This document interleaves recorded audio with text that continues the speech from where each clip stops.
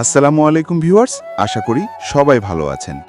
বেশ কয়েকদিন ধরেই অনলাইনে বিভিন্ন পেজে একটি ফল চোখের সামনে ভাসছিল, আর তা হচ্ছে আনারকুলি ফল। অনেকে প্যাশন ফুড হিসেবেও চিনে।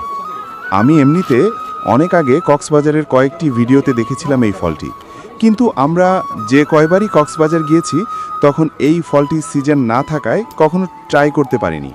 তাই মনে কিছুটা আক্ষেপ ছিল এই ফলটির জন্য। লাস্ট 1-2 বছর ধরে এই ফলটি অনলাইনে সিজনের সময় দেখা যায়। গত বছর ভেবেছিলাম অর্ডার দিব, কিন্তু কোনো এক কারণে অর্ডার দেওয়া হয়নি। কিন্তু এই বছর আর মিস করলাম না। যেহেতু এর আগে কখনো খাওয়া হয়নি, তাই প্রথমে অল্প করে অর্ডার দিয়েছিলাম হাফ কেজির মতন। ডেলিভারি চার্জ সহ প্রায় 490 টাকা পড়েছিল।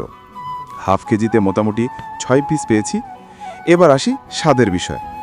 ঘরের তৈরি স্পেশাল লবণ আর সাথে চিনি, চাইলে হালকা কাসুন্দিও ব্যবহার করা যেতে পারে। সব কিছু দিয়ে সুন্দর করে ছোট্ট একটি চামচের সাহায্যে ভালো করে মেশানোর পর এবার খাওয়ার জন্য প্রস্তুত।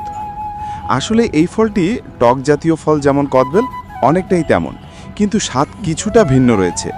যখন আপনি এটা মুখে দিবেন, অনেকটা তোকমার দানার মতন মুখে লাগবে, কিন্তু টেস্ট আহামরি বা হলেও মোটামুটি ভালোই ছিল। কিন্তু ফল অনুযায়ী দামটা একটু বেশি লেগেছে। প্রায় 700-750 টাকা কেজি দরে বিক্রি করে।